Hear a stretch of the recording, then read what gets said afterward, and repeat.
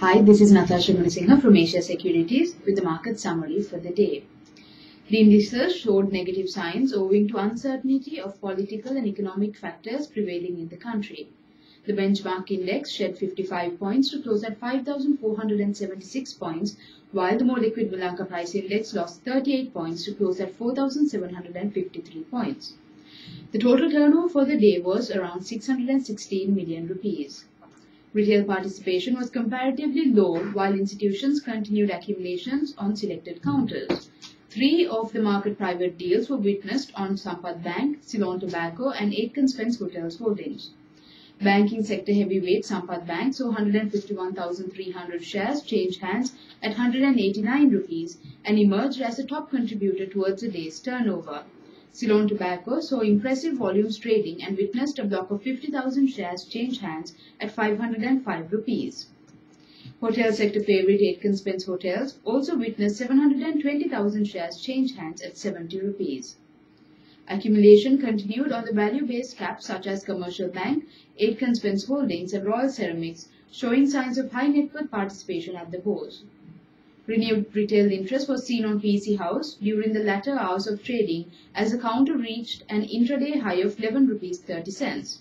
The count eventually closed at 11 rupees 20 cents, gaining 7% for the day. Speculative cap Acme also witnessed renewed interest during the latter hours and traded attractive, healthy volumes. The counter closed at 26 rupees, gaining 3.5% for the day. Further volumes were topped by Vascado Beach Resort, Blue Diamonds Non-Voting and Pan Asia Power, while PC Pharma emerged as the top gainer. Moving on to some business news for the day. Lankan Chemicals Limited recently inaugurated its brand new chemical and thinner plant at Sapagaskanda. This project cost more than 120 million rupees. With this investment, Lankan becomes the first and only chemical manufacturing company in Sri Lanka to have this facility that brings it on par with all international standards. Loans to businesses from Sri Lanka's commercial banks rose 34% to 2,005.9 billion rupees in the year to December 2011, with credit to the state hitting a new monthly high.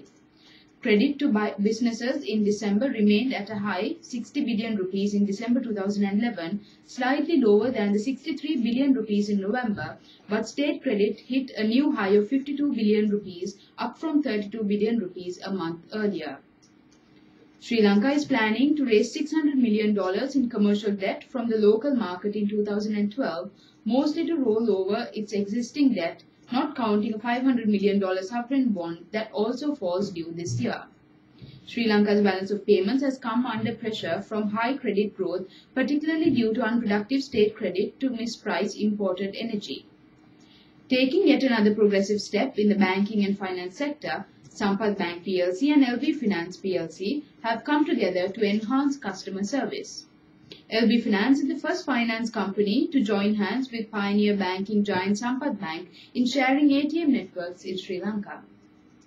The auctioning of 49 plots of land with gem deposits in Kataragama and Thammanna has netted a record of 270 million rupees.